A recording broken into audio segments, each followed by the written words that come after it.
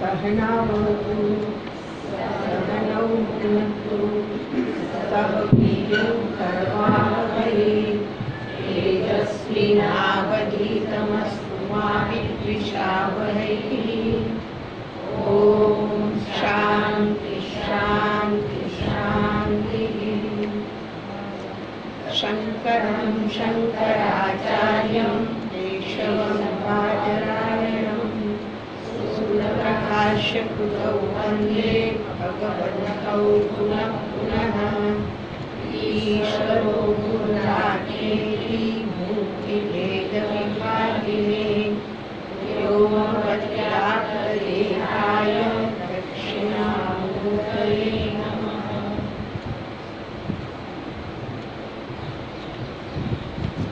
ॐ ईशावास्यमिदं सर्वम् यत्किञ्च जगत्यां जगत् तेन त्यक्तेन भुञ्जीथाः मारुतस्तस्य सिद्धनं कुर्वन्नेवेह कर्माणि जीविषेक्षतं समाः। एवं त्वयि नान्यथेतोऽस्ति न कर्म लिप्यते नरे असुर्यानां ते लोकाः अन्धेन तमसावृताः तादुस्ते प्रेत्याभिगच्छन्ति एके चात्महनो जनाः अनेजदेकं मनसो जवीयः नैनद्देवा आप्नुवन् पूर्वमर्षत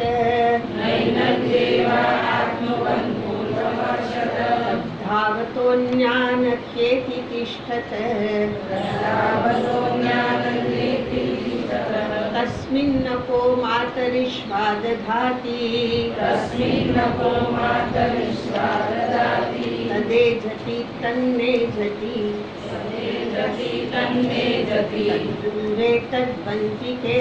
तद्दूरे तद्वन्तिके तदन्तरस्य सर्वस्यास्य बाह्यतः यस्तु सर्वाणि भूतानि आत्मन्येवानुपश्यति सर्वभूतेषु चात्मानं ततो न विजुगुप्सते।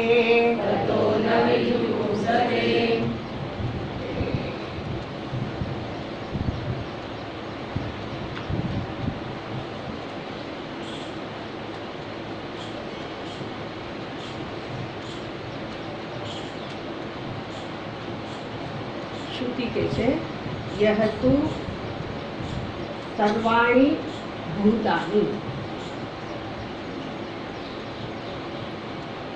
यह એટલે જે કેવો છે તો કે સર્વભૂતોમાં રહેલું છે। એમાંથી यह શબ્દનો અર્થ કયો કે જે અધિકારી આગળ જ્ઞાની બીજો વિવેકી પણ અજ્ઞાની ત્રીજો અજ્ઞાની અને અવિવેક બે છે। એની અંદરથી શ્રુતિ અહીંયા એવા વ્યક્તિનું પ્રતિપાદન કરે છે કે જે મુમુક્ષુ છે। यह शब्दનો અર્થ તમારી બુકમાં બુક તમને એટલા માટે છે કે આમાં નીચે ભાષ્ય છે. ગયા વખતે મેં કીધું કે આ ભાષ્ય એટલે આદિ શંકરાચાર્યજી મહારાજે જે મંત્રો છે એની ઉપર એણે અર્થઘટન કરેલું છે. આદિ શંકરાચાર્ય એણે આ મંત્રોને સમજાવ્યા છે. એને તો ખાલી એવું કહી દીધું કે જે પરિવ્રાટનો અર્થ થાય પરિવ્રાજક છે, પરિભ્રમણ કરનારો છે. શેને માટે પરિભ્રમણ છે? તો કે એને ઈશ્વરને જાણવાની ઈચ્છા છે. ઈશાવાસ્યમ ઇદમ સર્વમ, ઈશ્વર જ બધે છે એવું જેને જોવું છે, એવું જેને જાણવું છે, એને ધ્યાનમાં રાખીને લખેલું છે. અને બીજો વિચાર એ આવતો હતો કે આ મંત્રો છે, કદાચ કોઈને ખબર હોય, આ મંત્રોનું નિત્ય પઠન થતું. ક્યાં થતું? કોને ખબર છે? હે?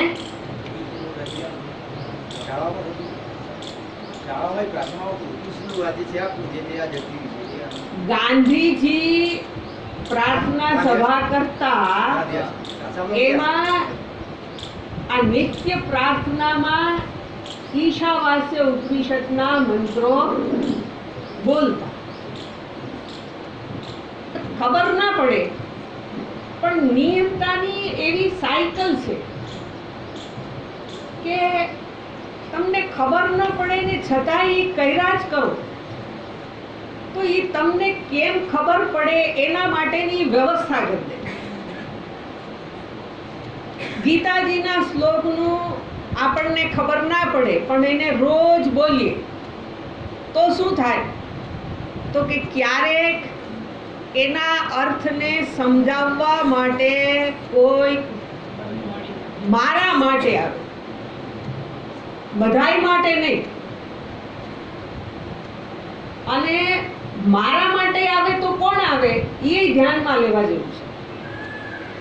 તમે પ્રાર્થના કોને કરો? સૃષ્ટિ નિયંતાને કરો છો ને. તો એક રૂપ લઈને એ આવ્યો, કારણ કે શ્રુતિ તો કે છે ઈશાવાસ્યમ ઇદમ સર્વમ, બધું ઈશ્વર જ છે. એનું રૂપ લઈ, એ જ કોઈક રૂપ લઈને મને આ સત્યને સમજાવવા આવે. પણ મને જાણવાની ઈચ્છા હોય, એટલે મને જ્યારે જાણવાની ઈચ્છા થાય ને ત્યારે હું મુમુક્ષુ બન્યો કહેવાય. અહીંયા યહ શબ્દથી યહ તું એવું જે કીધું છે એનો અર્થ ગઈકાલે આપણે વિસ્તારથી જોયો કે જે આવો મુમુક્ષુ છે. ક્યારે આ પરિસ્થિતિ નિર્માણ થાય ખબર નહીં. અહીંયા જઈને રોજ બેઠા હોઈએ તોય એવા ને એવા વયા જવા, હું વાત થઈ હોય એ ખબર ના પડી હોય. પણ જ્યારે અંદરથી મુમુક્ષા જન્મે ત્યારે શું થાય? તો કે ત્યારે આજે આગળની વાત બતાવી છે. શું બતાવ્યું છે? તો કે સર્વાણી ભૂતાની આત્મની એવ અનુપશ્યતિ, જે સર્વભૂતોને આત્મામાં જ જુએ છે. બરાબર? હવે જરાક એ વાક્યને તમે આમાંય જોયું. શબ્દો એના જ શબ્દો છે, એને હું તમને સમજાય એવી રીતે કહું છું. પણ એને કેટલું બધું આટલાકની અંદર કહી દીધું છે શ્રુતિએ અને આચાર્યએ. એ તમને ધ્યાનમાં આવશે. ત્યાં એવું કે છે, પેલા બે શબ્દોનો અર્થ થાય યહ પરિવ્રાટ મુમુક્ષુ, જે પરિવ્રાજક છે એવો મુમુક્ષુ. એની શું થાય છે? તો કે સર્વાણી ભૂતાની, એનો અર્થ કયો? બધા જ ભૂતો. હવે સર્વાણી ભૂતાની એટલે ક્યાં સર્વ? તો એને એનો અર્થ આપીને કહે છે અવ્યક્તાદિની. અવ્યક્ત, વ્યક્ત થવું એટલે મારા ઇન્દ્રિય મનનો વિષય થવો. વ્યક્ત થવું કોને કહેવાય? જેને હું આ 5 ઇન્દ્રિયો છે આપણે, એ 5 ઇન્દ્રિયોથી જોઈ શકું, મનથી જાણી શકું, એને કહેવાય વ્યક્ત. પણ અહીંયા શબ્દ પ્રયોગ કર્યો છે અવ્યક્તાદિની, જે વ્યક્ત નથી એવું. હવે વ્યક્ત શું નથી તો અવ્યક્ત માયાનું નામ છે. માયાને પણ અવ્યક્ત કીધેલ છે. એટલે જે વ્યક્ત નથી થયેલી એવી માયાથી શરૂ કર્યું. એટલે એનો અર્થ સૌથી પહેલો છેદ ઉડાડી દીધો છે કે જે છે નહીં, જેનું હોવાપણું છે નહીં એ. હવે એ જે માયા છે એમાંથી શું થયું તો કે સ્થાવરાંતાની, એમાંથી જળ ચેતન ઉત્પન્ન થયું. કેમાંથી ઉત્પન્ન થયું? માયામાંથી. માયામાંથી એટલે જે કાંઈ નથી એમાંથી જ આખું જગત ઉત્પન્ન છે. અને નથી જગતને આપણે શું કરવું છે? એને ભેગું કરવું. જે છે નહીં, છે નહીં એવું તો ન કહેવાય, કારણ કે અનુભવાય છે, પણ રહેવાનું નથી. હતું નહીં એટલે ભેગું કર્યું, અને ભેગું કર્યા પછી પાછું આઈને અહીંયા જ તમે કહેશો કે ના થોડુંક તો મને લઈ જવા દેલા, આખી જિંદગી મેં કાળી મજૂરી કરી, આમાંથી થોડોક ભાગ તો દે કે હું જાઉં ત્યાં મારે કામ આવે. તો શું કહે છે? ઉપરના કપડાય એવું કરે ને, ઉપરના કપડાય લઈ લે. ઓલું કાંઈક પહેર્યું કર્યું હોય તો કે આ બધું હવે તારા કામનું નથી, જા, બધું લઈ લે. અને એને જ આપણે ભેગું કરવું. કેટલું ભેગું કરવું? તો કે દીકરાઓ ખાય એટલું. તો કે એ તો થઈ ગયું, તો હજી દીકરાઓના દીકરા ખાય. દીકરાઓના દીકરા ખાય એટલે શું કરશું? તો કે એને બિચારાને હારું ને, એને બિચારાને હારું. એને હારું એટલે હું એને બુદ્ધિ એની હાલે નહીં એવું. એને આપણે અક્કલ વિનાનો બનાવવો છે. એ સંઘર્ષ કરે એમાંથી બુદ્ધિ આવે. સંઘર્ષ કર્યા વિના બુદ્ધિ ક્યાંથી આવવાની છે? પણ આપણે તો બધી વ્યવસ્થા શું કરી દેવી છે? એને બુદ્ધિ ન હલાવવી પડે. એને હાથ પગ તો ન જ હલાવવા પડે, બુદ્ધિ ન હલાવવી પડે. કે ભલે અંગૂઠા થાપડ છે, આવ્યો એવો જાય. આપણે એવા જઈએ કારણ કે આપણે આખી જિંદગી મજૂરી કરી, એટલે વિચારવાનો અવસર નથી. અને પહેલાની કાંઈ આવી જરૂર નથી. પણ જે વિચારે ને, પ્રવૃત્તિ કરે, એને જ વિચારવાની ક્ષમતા આવશે. કેમાંથી કેમ રસ્તો કઢાય એ શીખશે. એટલે આજે સ્થાવર વસ્તુઓ છે એ બધી અહીંની અહીંયા જ છે. એને ભેગી લઈ જવાની છે નહીં. ગમે એટલી ભેગી કરશો તોય ક્યારેય તૃપ્તિ નહીં થાય. બસ એવું નહીં થાય. ખૂબ મળી ગયું તો હવે બસ એવું આમાંથી કોણ કહી દેશો કે હવે બસ નથી જોતું? એવું નથી કહેવાય. એટલે બધું ભેગું જ કરવું છે. એની પાછળ રહસ્ય છે કે મારે પૂર્ણ થવું છે. રહસ્ય આટલું જ છે. પણ કેમ પૂર્ણ થવાય એની મને ખબર નથી. ખબરના અભાવમાં આ બધું ભેગું કરવું છે. એટલે શ્રુતિ સર્વાણી ભૂતાનીનો અર્થ કરે છે અવ્યક્તાદિની સ્થાવરાંતાની, સ્થાવર સુધીનું બધું જ. એટલે માયાથી લઈને જે જડ પદાર્થો છે એ બધા જ. એ બધાનું શું? તો પછીના વાક્યમાં કહે છે આત્મની એવ અનુપશ્યતિ. આત્મામાં જ પેલું જે આગળ વાત કરેલી છે ઈશાવાસ્યમ ઇદમ સર્વમ, એ વાતને અનુસરીને પશ્યતિ જુએ છે. શું જુએ છે? તો અનુપશ્યતિનો અર્થ કર્યો આત્મ વ્યતિરિક્તાની ન પશ્યતિ. આત્માથી જુદું કાંઈ જોતો નથી. અનુપશ્યતિ એટલે જુએ છે, પણ જોવે તો આ દેખાય. પણ અનુપશ્યતિનો અર્થ શું થઈ જશે? જે આ પ્રમાણે આત્માથી જુદું બીજું કાંઈ જ નથી, આવું જુએ છે.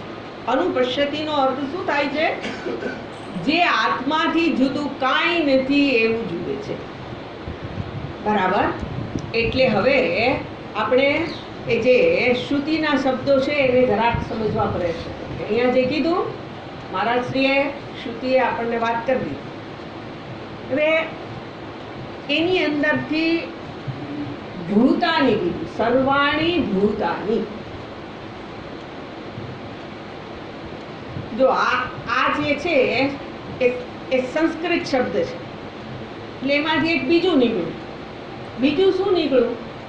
તો કે શબ્દોને આપણે સમજવા હોય તો જેમ આપણે ગુજરાતી ભાષા હોય તો તરત જ ધ્યાનમાં આવી જાય, એમ સંસ્કૃત ભાષા જે છે એને આપણે જાણીએ તો એનો અર્થ આપી દે. ભૂ ભવ ધાતુમાંથી બન્યું છે ભૂતાની.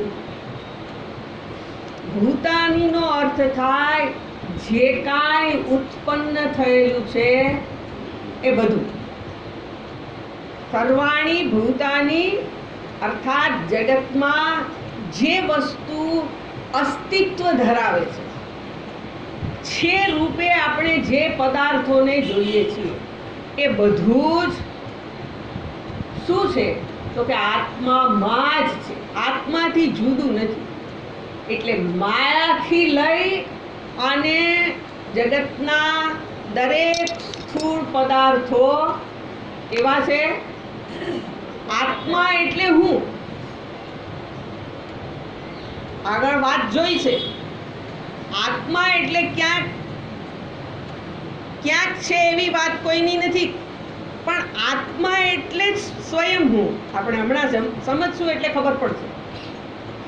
આ આત્મામાં જ બધું છે, અથવા તો આત્મા જ આ સર્વ રૂપે રહેલું છે.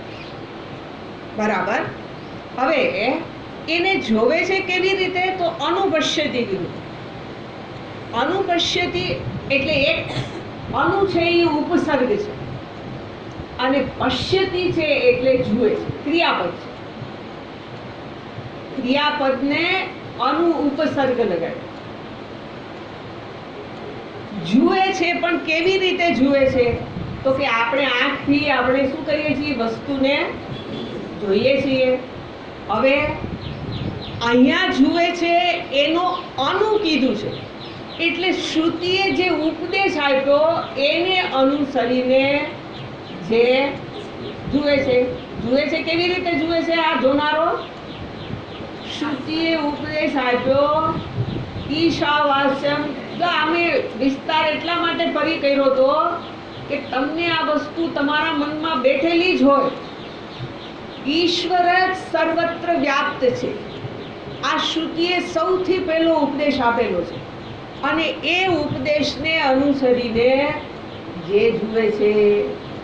એટલે આત્માના ઉપદેશને અનુસરીને જે વિદ્વાન જુએ છે, ક્યાં જુએ છે?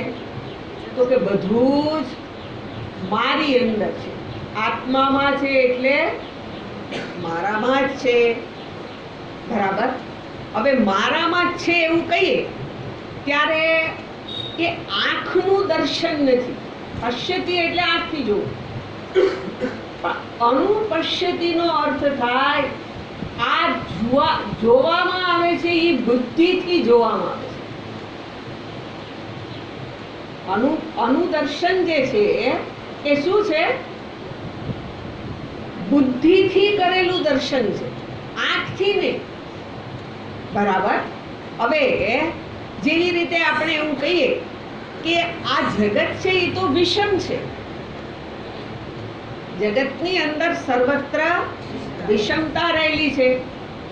એ વિષમતાને આપણે પ્રતીતિ કહીએ છીએ. પ્રતીત થવું એટલે ફરી પાછું હમણાં જ કીધું, ઇન્દ્રિય મન બુદ્ધિનો વિષય બનવું, એને આપણે પ્રતીતિ કહીએ છીએ. તો બધું આત્મા છે એમ નહીં દેખા. મને આંખથી જોઈશ તો શું દેખાશે? એકથી બીજું છે એ જુદું જ દેખાશે. એટલે પ્રતીતિ દ્વૈતની છે, એકથી બીજું જુદું છે એવી પ્રતીતિ છે. એટલે એનો અર્થ એવો થઈ ગયો કે આ જે આત્મજ્ઞાનથી શારીરિક ફેરફાર નથી. આત્માનું જ્ઞાન મેળવવા પ્રવૃત્ત થાય તો આમાં ક્યાંય ફેર નથી જાય. જોવાનું બીજો હોય તો બીજો દેખાય, શબ્દ સંભળાય તો એ શબ્દ સંભળાય, એમાં કાંઈ જુદાપણું નથી જાય. પણ છતાંય આજે વિદ્વાન જોવે છે તો એ જુએ છે એટલે બુદ્ધિને એવી રીતથી બુદ્ધિનો ઉપયોગ કરે છે કે આમાં પરિવર્તન ન થાય, આ બધું એવું ને એવું જ રહે. અને છતાંય એને બધી જગ્યાએ પરમાત્મા દેખાય. જો મન શાંત થવા માંડે ને તો જરા ઊંડો શ્વાસ લે. આ વાતો છે સાવ શેરી છે. અને બીજું કહી દઉં તો આનાથી મોટી કોઈ ફિલોસોફી નથી, આનાથી વધારે ઊંડું ચિંતન જગતમાં છે જ નહીં. અઘરામાં અઘરું ચિંતન છે.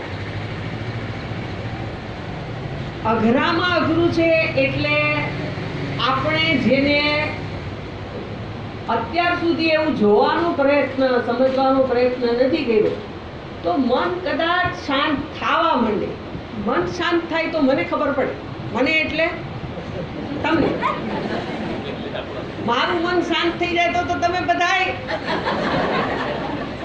મારું મન શાંત થાય એટલે તમારું મન, એને એમ થાય કે આમાં કાંઈ સમજાતું નથી, તો એ શું કરશે? તો લાન ધરા આજે બહુ વહેલું ઉઠાઈ ગયું છે, એક જોકું મારી. જોકું ન મારતા, ઊંડો શ્વાસ લેજો. કાને પડેલું હશે તો તમને સમજાશે. આજે નહીં તો હું ફરી વાર, બીજી વાર બોલીશ, ત્રીજી વાર બોલીશ, એકને એક વાત કરીશ તો તમને એટલું તો મોઢે થઈ જ ગયું છે. ઈશાવાસ્યમ, મોટેથી બોલો. વાહ ભાઈ, આખું વાક્ય આવડી ગયું છે. ઈશ્વર જગતમાં વ્યાપ્ત થયેલું છે, આટલી તમને ખબર પડી જ ગઈ છે. હવે કેવી રીતે વ્યાપ્ત થયો છે એને આપણે સમજવું છે. એટલે ઊંઘી ન જતા, બરાબર? જુએ છે એટલે ફરી પાછું જેવી રીતે આંખથી જોઉં છું એવી રીતે આ જ્ઞાની પુરુષ જોતો નથી, પણ બુદ્ધિથી વિચારીને એવું જોવાનો પ્રયત્ન કરે છે પોતાની દ્રષ્ટિમાં. આ ચક્ષુ છે એમાં નહીં, ચક્ષુએ જે જ્ઞાન મેળવ્યું એને દ્રષ્ટિ કહેવાય. એટલે દ્રષ્ટિમાં પરિવર્તન લાવી અને બધે એ પરમાત્માને જોવા જે પ્રવૃત્ત થયેલો છે, બરાબર? હવે એનો અર્થ એવો થઈ ગયો કે આપણી આદત તો એવી છે, બુદ્ધિને આદત શું છે? તો કે હું ચેતન છું, આ જડ છે. આ હું છું, આ તું છે. અથવા તો આ મારું છે, તારું છે. આ બધું ખબર જ છે. મારું ને તારું આવે એની અંદરથી મારું હોય એટલું સારું જ હોય, તારું હોય એ બધું સમજાવે.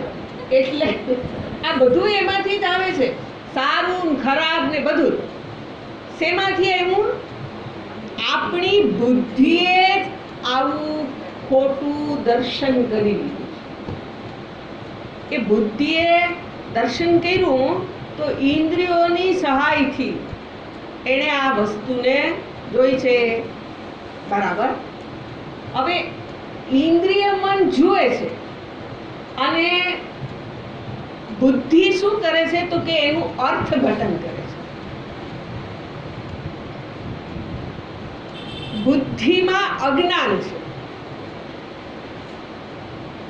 આપણી બુદ્ધિ છે એમાં અજ્ઞાન છે, એટલે હું કોણ છું એનું મને જ્ઞાન નથી. બાકી તો આખા જગતનું છે, પણ જગતનું જ્ઞાન અહીંયા પૂરતું નથી. હા, જગતનું જ્ઞાન ન હોય તોય સમસ્યા છે, તો વસ્તુને સમજવામાં આગળ પડે. એટલે વસ્તુનું જ્ઞાન હોવું જરૂરી છે, પણ બુદ્ધિ છે એ માત્ર જે સ્થૂળ પદાર્થો છે એને જ જુએ છે. બરાબર. હવે એણે પદાર્થોને જોયા. શું જોયું? તો કે આ ફૂલ છે એ મારાથી જુદું છે. આ આંખથી જોયું અને બુદ્ધિએ એનો અર્થ કર્યો કે આ ફૂલ છે એ મારાથી જુદું છે. હવે એણે જુદું કહી દીધું બુદ્ધિએ. હવે જ્યારે વ્યવહાર કરીશ ત્યારે આ ફૂલને હું મારાથી જુદું સમજીશ.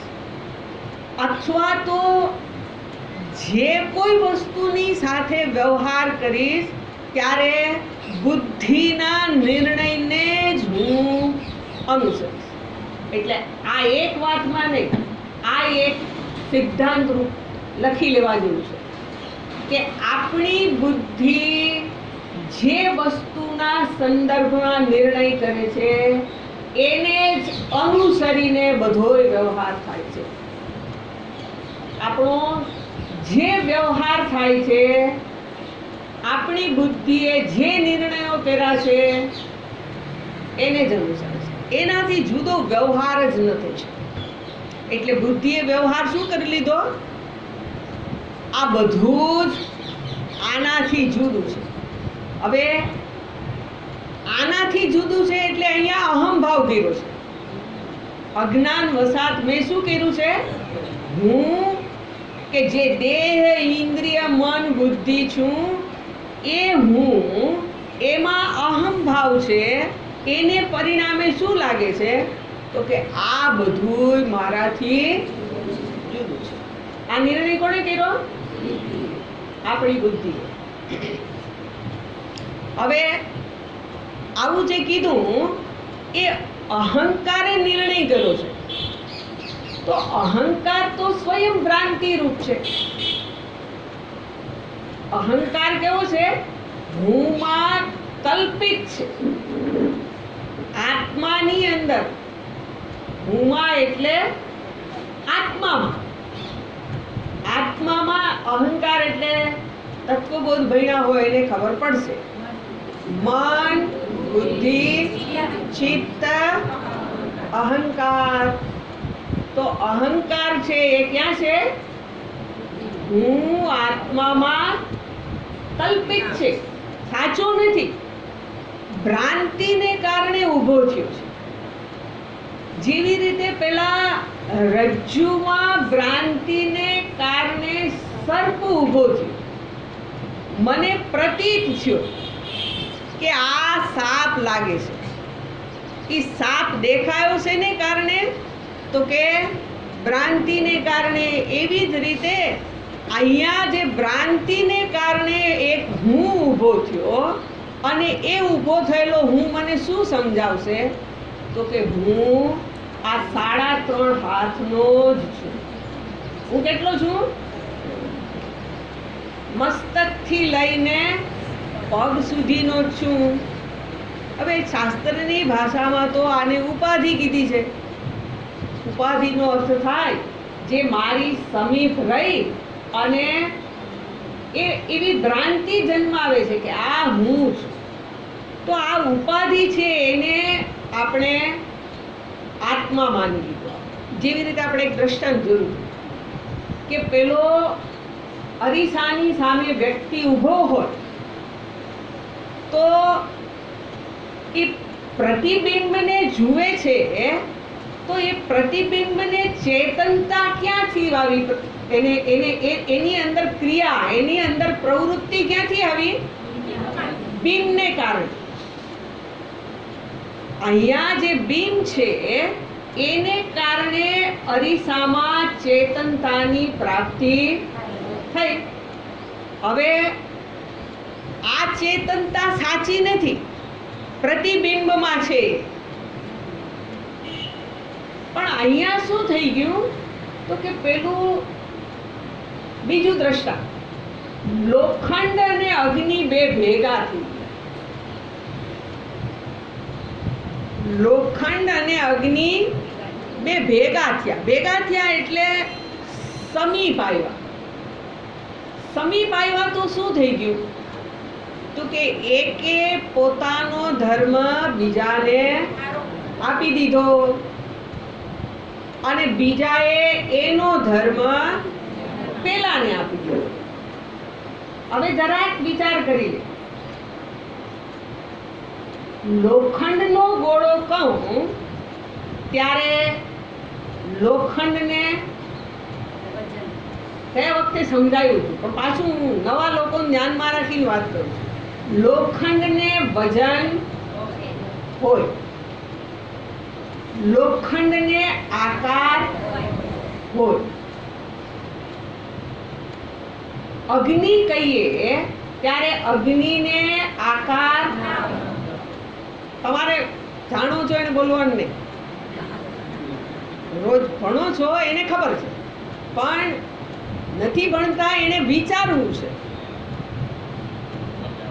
લોખંડને આકાર હોય, અગ્નિને આકાર ન હોય.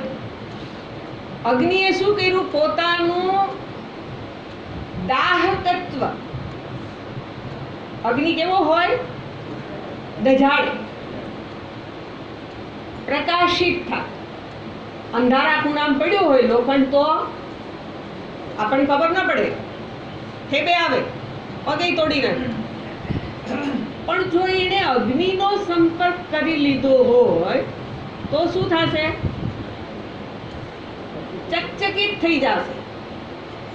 હવે એ અંધારામાં પડ્યો હશે તોય મને દેખાશે.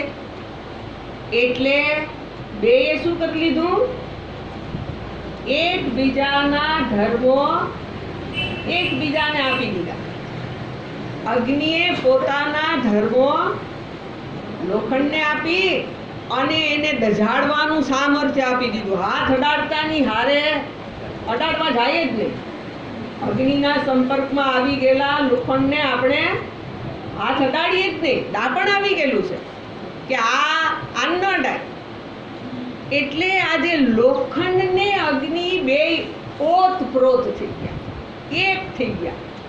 એક છે નહીં, બેયના ધર્મો જુદા છે, એક નથી. એવી રીતે આ ઉપાધિ, ચેતનતા ઉપાધિમાં નથી. આ શરીર કેવું છે? જડ છે.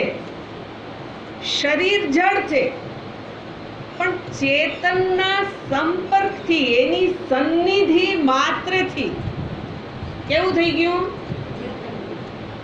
જેવું પેલું બિંબ અરીસાની સામે ઊભું, પ્રતિબિંબને ચેતનતા પ્રાપ્ત થઈ ગઈ. પ્રાપ્ત થઈ, ઈ નથી હલતું. હાલતું બંધ થઈ જાય તો પ્રતિબિંબ પણ હલે નહીં. એટલે આજે જડ અને ચેતન એ બે ઓતપ્રોત થઈ ગયા છે. એ ઓતપ્રોત થઈ જઈને ત્યાં શું કરી લીધું તો કે બુદ્ધિએ એક ખોટો નિર્ણય કરી લીધો કે આ હું ચેતન છું. ચેતનના ધર્મો સ્થૂળને પ્રાપ્ત થઈ ગયા અને આપણે શું નક્કી કરી દીધું બુદ્ધિએ? વિચાર્યું નહીં, વિચાર્યા વિના જ નક્કી કરી લીધું કે આ હું ચેતન છે. બરાબર. એટલે ચેતનની સમીપ હોવાને કારણે ચેતનતા પ્રાપ્ત થઈ છે એ સ્વાભાવિક છે. પણ એ સ્વાભાવિકને બુદ્ધિએ વિચાર્યા વિના લઈ લીધું અને પરિણામે શું થઈ ગયું તો કે એમાંથી ભ્રાંતિ જન્મ. બરાબર. એટલે ચેતનતા સ્થૂળને પ્રાપ્ત થયેલી છે એ ઉછીની છે, કોકની છે. અહીંયા જે ચેતનતા પ્રાપ્ત થઈ એ કોની છે? ચૈતન્યની છે, ઉછીની છે અને એ વ્યવહાર કરવા માંડ્યું છે. એટલે જો વિચાર કરીએ તો આપણને ખ્યાલ આવે કે સ્વપ્નની અંદર આપણો આ દેહ હોય પડ્યો, ઇન્દ્રિયો હોય પડ્યા, પણ ત્યાં આ જે બહારનું જગત છે એ અંદર પ્રવેશતું નથી. કારણ કે આ બે માધ્યમથી જ બહારના જગતને આપણે જાણીએ છીએ. સુષુપ્તિમાં જઈએ ત્યારે ત્યાં એવું થાય છે કે આ તો જળ જેવું થઈ ગયું, પેલું મન જાગતું હતું એટલે સ્વપ્ન એનું નિર્માણ થતું. પણ હવે સુષુપ્તિમાં જાતાની સાથે મન બુદ્ધિ પણ શાંત થઈ જાય છે. એટલે એ શાંત થઈ જાય ત્યારે પણ આત્માની સન્નિધિ ત્યાં છે. કેવી રીતે ખબર પડશે તો કે મને ખસખસાટ ઊંઘ આવી. આવું કોણ કે? જે ત્યાં હાજર હતો, કો એ હાજર હતો એને ખબર પડી કે મને ગાઢ નિદ્રા આવી. તો આજે કે જે સુષુપ્તિમાં આત્માનું હોવાપણું તો હતું જ, પણ આપણે શું થાય છે તો કે વ્યવહાર જે કરીએ છીએ એ વ્યવહાર આપણો માન્યતાને આધીન છે. આપણે જે માન્યતાઓ ઊભી કરી છે એને આધારે વ્યવહાર કરીએ છીએ. માન્યતાએ એવી ઊભી કરી કે હું તો આટલો જ છું, શરીર આટલું જ છે, તો આપણો નિર્ણય થઈ ગયો કે હું આટલો જ છું અને આટલો જ છું તો આ બધાયથી જુદો છું. આ નિર્ણય બુદ્ધિનો છે. આનાથી હું જુદો છું એ નિર્ણય પણ બુદ્ધિનો છે. બુદ્ધિનો નિર્ણય છે એટલે આ બધાયથી જુદો છું ને હું એકલો છું. તો હવે મારે જરા ધ્યાન રાખવું પડશે. કોઈક મારો દુરુપયોગ ન કરી લે, કોઈક મને એકલો સમજી લેશે તો પછી મારું શું થશે? હું જોખમમાં મુકાઈ જાય. એટલે આ બધી માન્યતાઓ સલામતીની, એને સુખ આપવાની, આ બધી સમજણ આમાંથી આને આનાથી જુદો સમજી લીધું. સમજુ કોણે છે તો કે બુદ્ધિ છે. એવું નથી, પણ હવે એ જે છે જુદું નથી એવું કેનારાની પાસે આપણે જવું નથી. આપણે જાય છીએ કોની પાસે? આપણને જે સમજાવે છે કે તારાથી આ બધું જુદું છે અને એટલે તું એનાથી જુદો છે. આપણને એક સમજવામાં રસ, જુદા પડવામાં જ. એટલે આપણે આપણા મા બાપથી શું કરીએ? મા બાપથી જુદા થઈએ. આપણા ભાઈઓ હોય, બાંદેડા હોય, એનાથી નાનપણમાં કેવા રમ્યા હોય, કેવી મોજ કરી હોય. એ મોજ કેમ આવતી હતી? ત્યારે ભેદ નહોતો. ભેદ ઊભો કર્યો અને શું થયું? હવે એમાં દોષ દેખાવા માંડી જશે. કેમાં દોષ દેખાણા? મહારાજ. મહારાજ એટલે મહારાજ મા બાપમાં દોષ દેખાય, મારા ભાઈ ભાંડુમાં દેખાય, અને મારા માયના એટલે મારા છોકરા, મારી ઘરવાળી, એ સર્વગુણ સંપન્ન, એ બહુ સારા. એને હું અહીંથી છેટા ખરું જ નહીં. આ બધું ભ્રાંતિમાંથી છે, ખોટી સમજમાંથી છે. બધું મારાથી અભિન્ન છે. પણ જ્યારે હું એક શરીરને હું કહી દઉં, એમાંથી આ બધી ભ્રાંતિ, એમાંથી જ બધા સંઘર્ષને જન્મ મળે છે. એટલે એનો અર્થ એવો થઈ ગયો કે આત્મા વિશેની ખોટી સમજણ છે, ખોટો ખ્યાલ છે. એ મારું તારું, હું તું, સારું ખરાબ, આવા વિભાગ કોણ કરે છે? મારી જ ખોટી સમજણ. બરાબર. એટલે એનો અર્થ એવો થઈ ગયો કે બુદ્ધિના ખોટા નિર્ણયોમાંથી આ પ્રમાણે આ જે ભ્રાંતિ સમજી ઉત્પન્ન થઈ છે, તો એ જ્યારે હું એને સમજણ આપું, સાચી સમજણ આપું, જ્ઞાન આપું, તો ભ્રાંતિ દૂર થશે. ભ્રાંતિ દૂર થશે તો સંઘર્ષ પણ દૂર થાય. સંઘર્ષ મારે જોતા નથી, પણ સંઘર્ષ આવી જાય છે, ખોટી સમજણમાંથી છે. એટલે શ્રુતિ એવું કહે છે કે આ જગતની અંદર જે કાંઈ પણ છે એ બધું જ કેવું છે? તો કે આત્મા જ છે.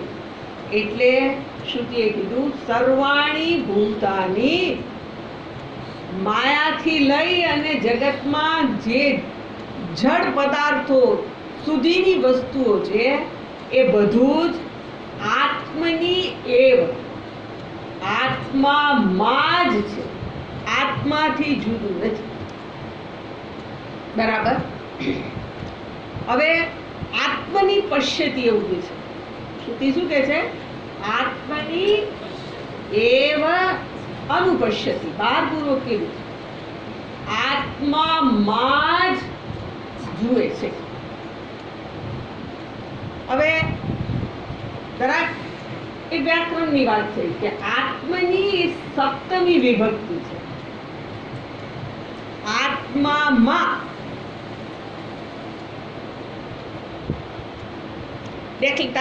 આવું કહું કે આ મા ઉપર સપ્તમી વિભક્તિ હોય, એની અંદર મા અને ઉપર એનો પ્રત્યય છે, એને લાગે. એટલે આત્મા ઉપર અથવા તો આત્મામાં એવું કહેવાય. આત્મની સ્થાન બતાવે છે. જેવી રીતે આ ટેબલ સ્થાન છે અને એની ઉપર આ ઘડિયાળ એ ટેબલ ઉપર છે, ટેબલમાં છે. અંદર હોય તો એવું આપણે કંઈક એમાં છે અથવા ટેબલ ઉપર છે. તો આ જે આત્મામાં કહેતાની સાથે સર્વભૂતો કેમાંથી ગયા? આત્મા. સપ્તમી વિભક્તિ બતાવવી છે. હવે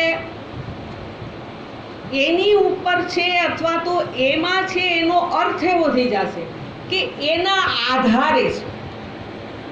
આ ઘડિયાળ ટેબલ ઉપર છે એનો અર્થ શું થઈ જશે? ટેબલ ઘડિયાળ માટેનો આધાર છે. એવી રીતે આ જગતમાં જે કાંઈ છે એ બધું આત્મામાં છે. એટલે આત્મા આધાર થઈ ગયો. તો હવે અહીંયા બીજી સમસ્યા થાય. આત્મા આધાર અને ઘડિયાળ આધેય છે. આધેય છે એટલે એની ઉપર મૂકેલી છે. ઘણું છે એને ચપકી દે. બે થઈ ગયા. સમસ્યા શું થઈ ગઈ? બે થઈ ગયા. અહીં તો એવું કીધું આગળ બધું આત્મા જ છે, તો આ બે ક્યાંથી થઈ ગયા? બે થવાનો જોઈએ ને, એક જ રહેવું જોઈએ. એટલે આત્મની શબ્દ પ્રયોગ કર્યો છે એ આધાર આધેય સંબંધવાળી વાત નથી. તો અહીંયા શ્રુતિને શું કહેવું છે? એક આત્મા અને બીજો અનાત્મા એવું નથી કહેવું, પણ અહીંયા એવું કહેવું છે કે જેવી રીતે માટીમાં ઘડો છે, માટીમાં ઘડો છે એવું કહીએ ત્યારે માટી અને ઘડો એવા વિભાગ થઈ શકશે નહીં. ઘડો ક્યાં હોય? માટીમાં જ હોય. માટીમાં એટલે આવો આધાર આધેય સંબંધ ન થાય. જો સમજવાનો પ્રયત્ન કરવો, હું તો ખાલી બોલું, બોલેલા શબ્દોને તમારે તમારી બુદ્ધિને તો સમજાવવા જ પડે. ફરી પાછું કહી દઉં તો સાતમી વિભક્તિ એ મા ઉપર એવું બતાવે છે. ટેબલ ઉપર ઘડિયાળ છે, ટેબલ ઉપર ફૂલ છે, તો ટેબલ આધાર, ફૂલ આધેય છે. ટેબલને આધારે રહેલું છે, બે વસ્તુ છે. પણ એવું અહીંયા નથી કેવું. બધાય ઘડા માટીમાં છે એવું કેવું છે. માટીમાં ઘડા છે એનો અર્થ એવો થાય કે આપણે બે માટીને કાઢી લઈએ, હવે ઘડો, માટી કાઢી નાખીએ તો ઘડો રે ન રે. તો ઘડો કહીએ છીએ ત્યારે એ શું છે? માટી જ છે. ઘડો એ શું છે? માટી જ છે. એટલે પછી હવે તમે ગમે એ ધાતુ લ્યો ને તો એ પૃથ્વી તત્વ જ છે. ગમે તે ધાતુ હોય એ શું છે?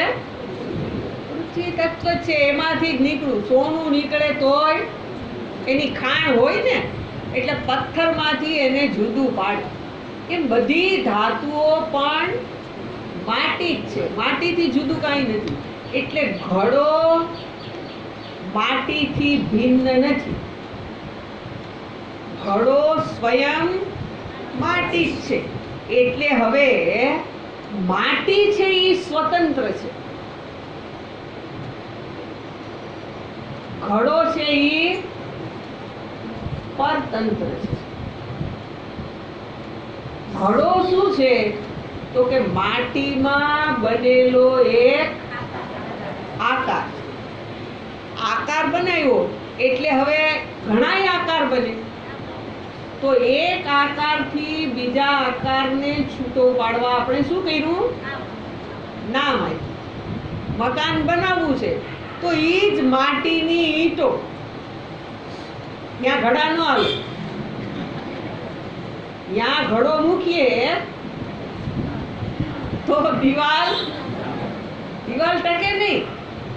ત્યાં માટીમાંથી જ બનાવી ઈંટ, પણ એનો આકાર જુદો બનાવી દીધો એટલે એને નામ જુદું આપ્યું. ઘડાને જુદું નામ આપ્યું. તો નામ અને રૂપ છે એ પરતંત્ર છે.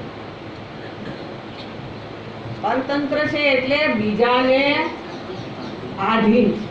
બીજાને એટલે કેને આધીન છે? માટી. માટી ન હોય તો ઘડો અથવા તો પેલા નામ અને રૂપ રહી શકે નહીં. ઘડો ન હોય તોય માટી તો હોય કે ન હોય? માટી તો હોય. એટલે હવે આટલી વ્યાખ્યા આપણે પેલા સમજાતા.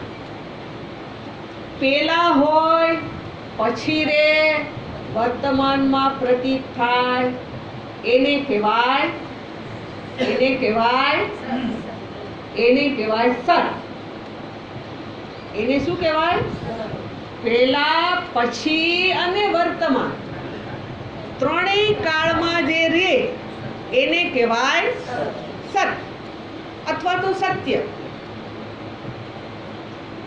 પહેલા નહોતું, પછી જે નહીં રે એને કહેવાય મિથ્યા. એને શું કહેવાય? મિથ્યા.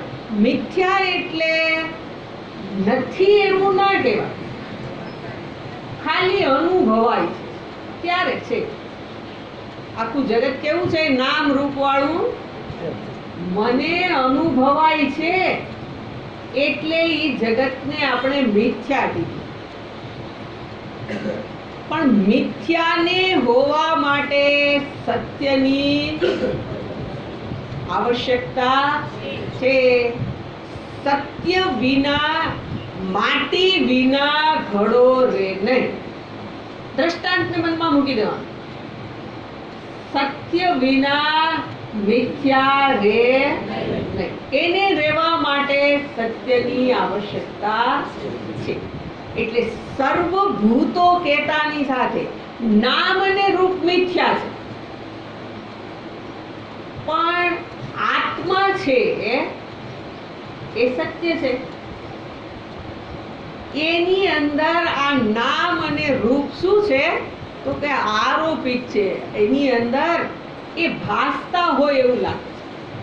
એને સત્ય નહીં કહેવાય, એ બધું જ મિથ્યા છે. બરાબર? હવે એમાંથી એક બીજી વસ્તુ નીકળશે. દાખલા તરીકે હું એમ કહું, આ પુષ્પ છે, આને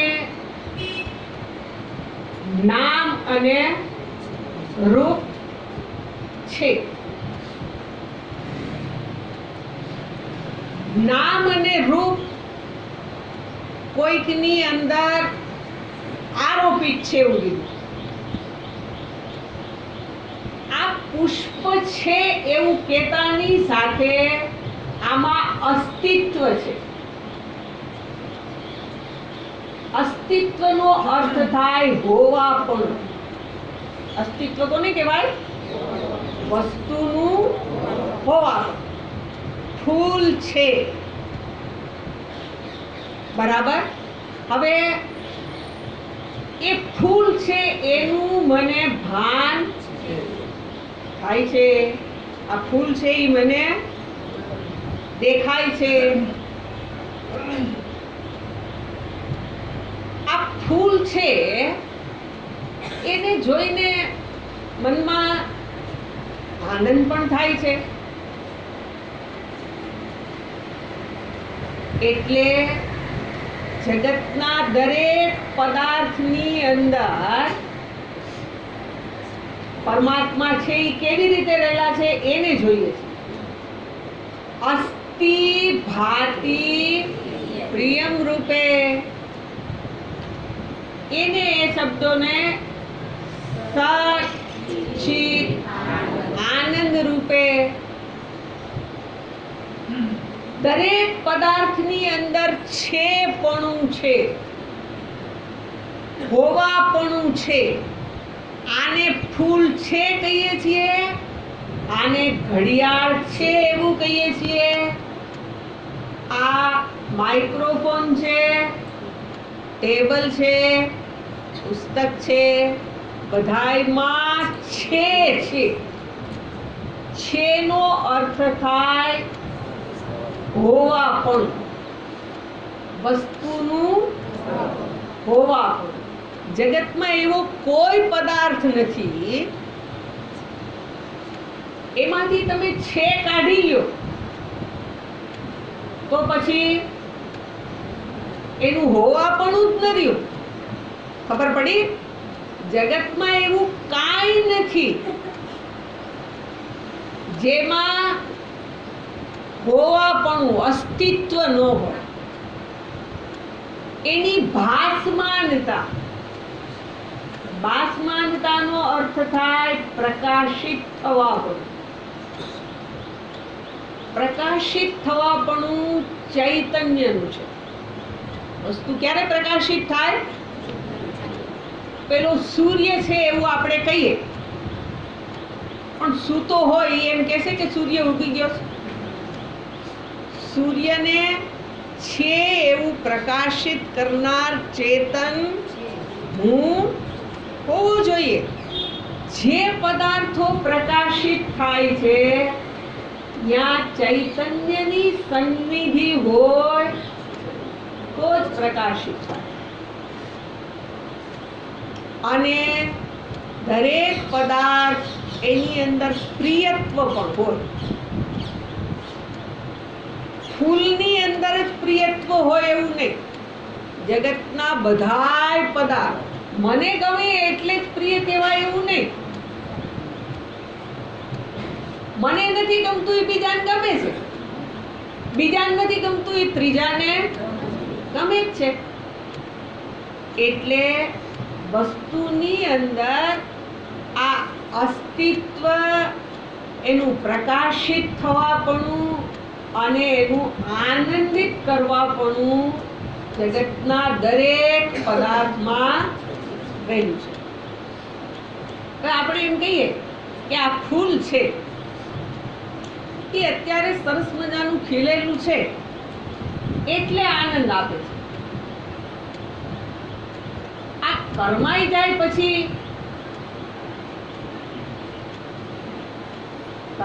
પછી ફૂલનું અસ્તિત્વ મટી જાય. પેલું કયું એનું હોવાપણું મટી જાય. હે, હોવાપણું ના મટે. કેમ નહીં મટે? તો કે સુકાઈ ગયેલું ફૂલ છે. ફૂલ સુકાઈ ગયું પણ છે તો ખરું. હવે જે છે તો એની અંદર પ્રિયત્વ પણ છે એટલે પ્રકાશિત થાય. પેલું છે એટલે પ્રકાશિત. કરમાઈ ગયેલું ફૂલ પણ મને દેખાય તો ખરું. દેખાયા પછી શું? તો કે મને હવે નથી જોતું. પણ પેલા ગુલકંદ બનાવે એને શું થાય? તો કે તમારી પાસે સુકાઈ ગયેલા ફૂલ છે ને, મને જરાક આપજો ને. એ શું થઈ ગયું? એનું પ્રિયત્વ. જેને આપણને નથી જોઈતું, પેલા કચરો ભેગો કરવા વાળા લઈ જાય કે નહીં? કાગળ, પ્લાસ્ટિક આવું લઈ જાય. અને પેલા ફળ ઇત્યાદિ, શાકભાજી, બધો લીલો કચરો હોય એને પણ લઈ જાય. કેમ એને લઈ જાય? એને શું કરે? તો કે એની પણ ઉપયોગિતા છે. એટલે જગતમાં નામ અને રૂપ આરોપિત છે. એમાં વિકાર થાય, એમાં પરિવર્તન થાય. પરિવર્તન થવા છતાંય સત ચિત આનંદ નિર્વિકાર છે. એમાં ક્યારેય કોઈ પરિવર્તન થાય નહીં. પરમાત્મા પરિવર્તનો રહિત છે. નામ અને રૂપ અથવા તો જગતના બધાય પદાર્થો બદલાય એવા છે, સતત બદલાતા રહે છે. પણ સચ્ચિત આનંદ કહેતાની સાથે એ અપરિવર્તનશીલ છે.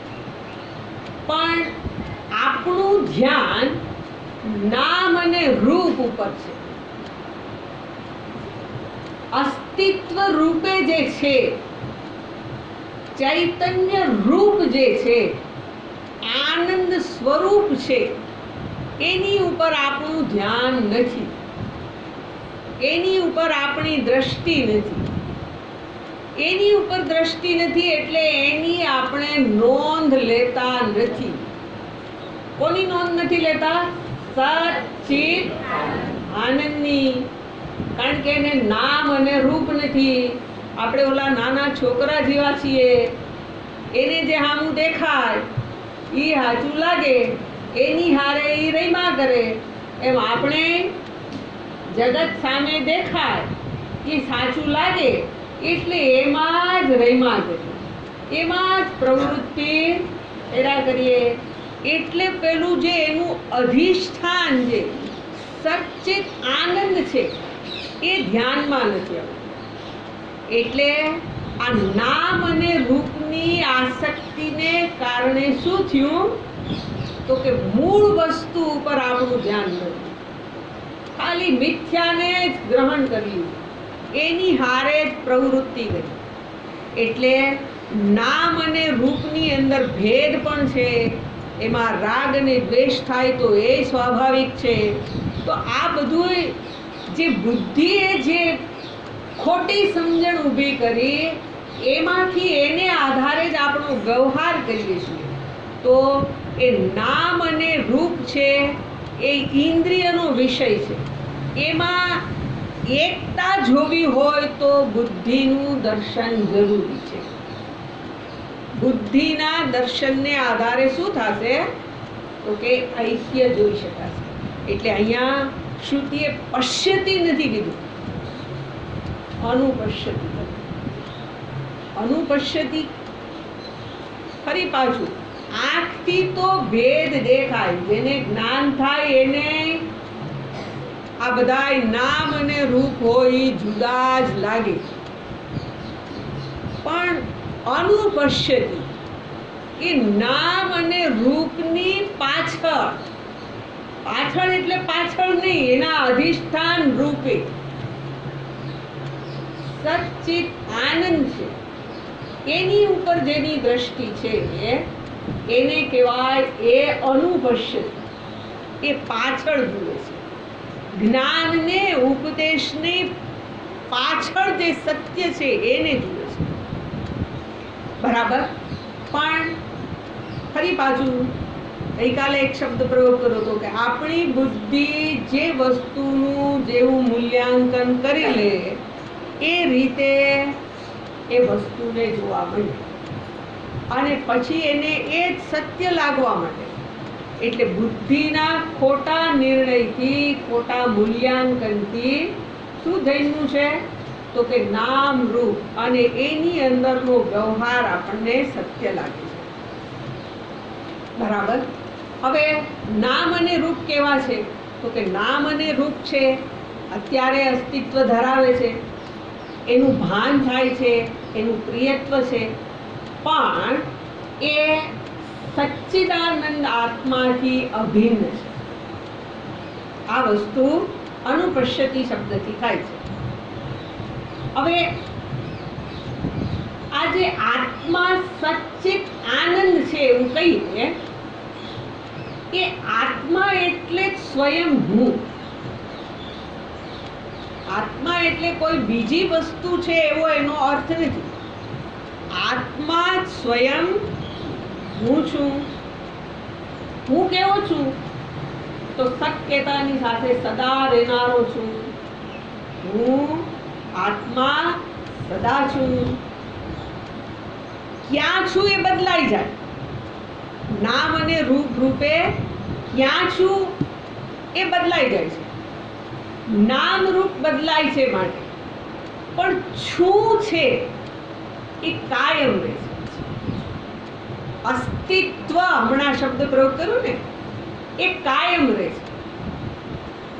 હોવાપણું વસ્તુનું કાયમ રહે છે અને વસ્તુનું હોવાપણું કહેતાની સાથે પ્રકાશિત થવાપણું પણ એની સાથે રહેલું જ છે. બરાબર. એટલે હું ચેતન છું એવું એમાંથી ફલિત થાય છે. હું હંમેશા રહેનારો છું કારણ કે છું છે. જો એ બોલીએ છીએ એમાં જ છું છે. હું છું, હું છું એ શું કહેવાય? હું છે. ક્યારે હું છે? તો કે સર્વકાળ. નામ અને રૂપ બદલી જાય ત્યારે પણ હું છે રે છે. આપણે હમણાં જોયું, આનો આકાર બદલી જાય, કરમાઈ જાય એટલે આકાર બદલાઈ ગયો, પણ છું આની અંદર રહે છે. એમ આ એક ઉપાધિને આધારે જોઈએ તો પેલા બાળક રૂપે હતો, યુવાન રૂપે હતો, અત્યારે વૃદ્ધ રૂપે પણ છે. એ અસ્તિત્વ છે એ નિત્ય છે. નાનામાંથી મોટું ભલે થઈ ગયું, એક શરીરનો ત્યાગ કરીને બીજા શરીરમાં ભલે જાય, એટલા માટે આત્મા કેવો છે? નિત્ય છે. એ ક્યારેય નથી એવું ના કહેવાય. જે હોય એ પ્રકાશિત ન થાય એવું પણ ક્યારે ન. પ્રકાશિત થવાપણું ચૈતન્યનું છે. પ્રકાશિત થવાપણું કોનું છે? ચૈતન્ય આત્મા. હોય એ પ્રકાશિત થાય. અને ત્રીજું જેને આપણે આનંદ કહીએ છીએ, એ પણ આખા જગતમાં વસ્તુનું આનંદ સ્વરૂપે હોવાપણું પણ નિત્ય છે. પદાર્થ ભલે બદલી જાય, એટલે આજે સચ્ચિત આનંદ. તો ફરી પાછા નામ અને રૂપની અંદર બધું બદલાય છે. બદલાવ ક્યાં થાય છે? નામ રૂપમાં. પણ પેલું જે નિર્વિકાર કહીએ, જેને સચ્ચિત કહું છું, જે અબાધિત છે, એ આત્મા, એ સ્વયંભૂ છે. અને એ હું જેની અંદર વિકારો થાય છે એને જોનારો છું. મારી સન્નિધિમાં જ બધા વિકારો થાય છે, હું જોઉં છું, મને ખબર પડે છે. એટલે આપણી શું કરવું છે? તો કે આ વિકારીને નિત્ય રાખવું છે. આપણે લાગ્યા છીએ કેમાં?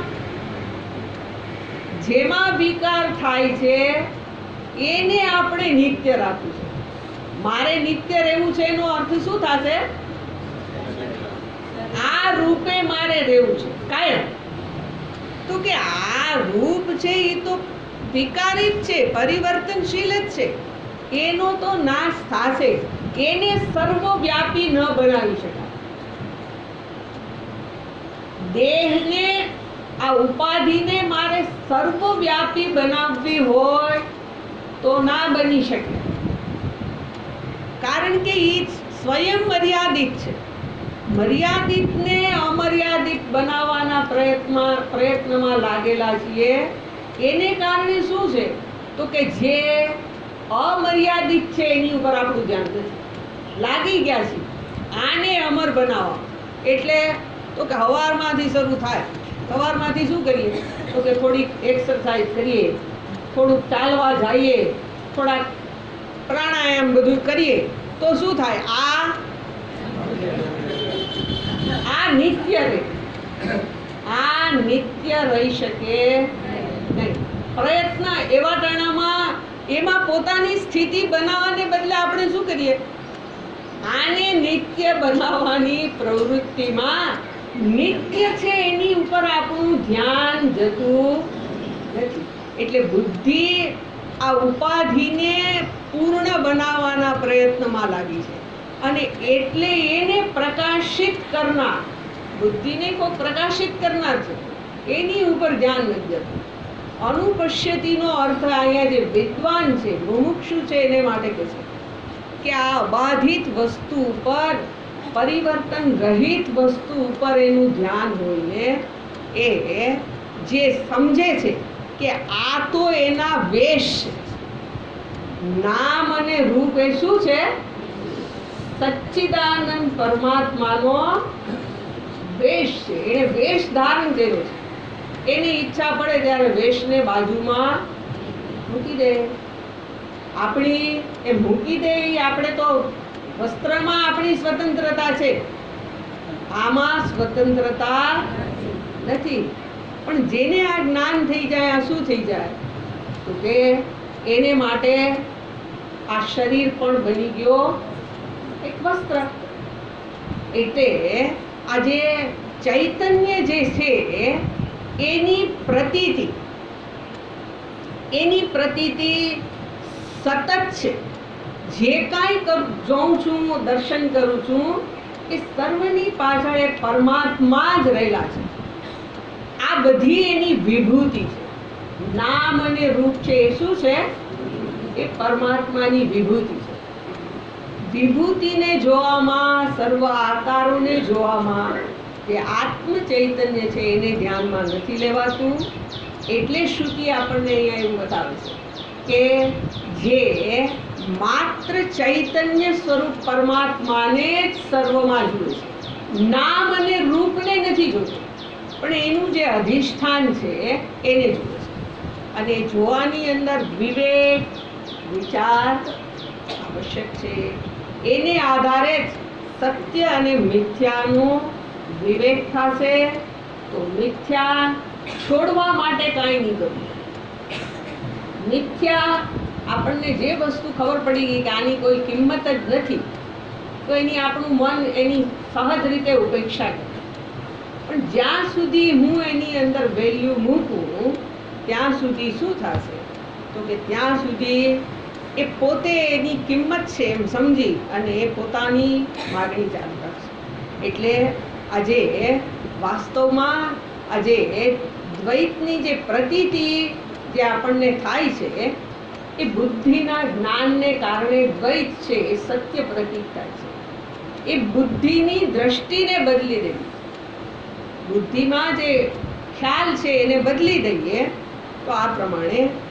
નહીતર શું થાય તો કે નહીતર પેલા પેલું પક્ષીને આપણે જોઈએ કે અરીસો હોય એની સમક્ષ અરીસાની સામે એ પોતે જઈ ચડે, પછી શું કરશે?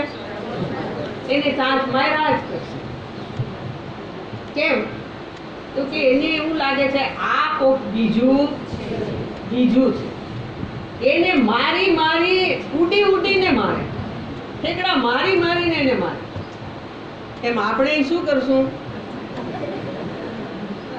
મારાથી જુદું છે એની હારે સંઘર્ષ કર્યા જ કરશું. અને સંઘર્ષની અંદર જ શું છે તો કે જીવનની સમાપ્તિ. ક્યારે એમાં પૂરું થઈ જાય એની ખબર નથી પડતી. પણ જ્યાં આ અદ્વિતીય તત્વને જાણી લીધું, એકત્વનું જ્ઞાન થઈ ગયું, ત્યાં આ પ્રમાણે અનુપશ્યતિ જે જુએ છે. શું જુએ છે તો કે મારાથી જુદું બીજું કાંઈ જ નથી. અરીસાની સામે આપણે ઊભા રહીએ તો આપણે એને ચાંચ નથી મારતા. ઓલું મારે છે તો એને આપણે શું સમજીએ છીએ કે આને અલાને ખબર નથી પડતી, ન્યાય નથી ખબર પડતી. અને અહીંયા પ્રતિબિંબ દેખાય તો શું કરીએ? ચાંચ જ ન મારીએ, આપણી પાસે હાથમાં આવે એ મારી. હે ને? આ પ્રતિબિંબ દેખાય એને આપણે શું કરીએ?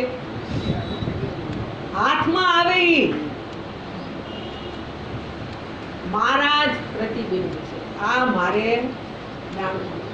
પક્ષીને જ્ઞાન નથી કારણ કે બુદ્ધિ નથી. બુદ્ધિ આ દ્રષ્ટિ બદલવાની છે. જ્યારે સત્ય સમજાય છે તો આ બધા મારા પ્રતિબિંબ છે એની સાથે લડાઈ ન હોય એ થઈ જશે. એટલે આ જ્ઞાન છે. હવે પછીનું બીજું વાક્ય છે સર્વભૂતેષુ ચ આત્માનમ. એ વાતને આપણે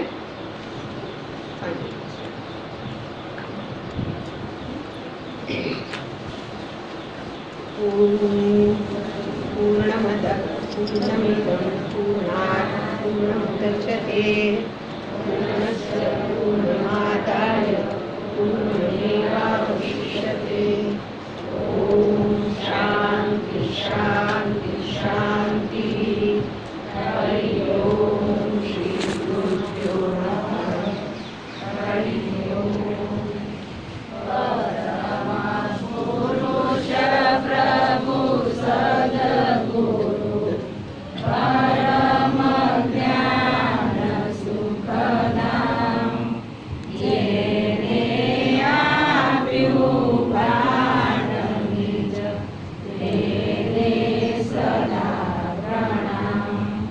જે સ્વરૂપ સમજ્યા વિના પામ્યો દુઃખ અનંત, સમજાવ્યું તે પદ નમો શ્રી સદગુરુ ભગવન। દેહ છતાં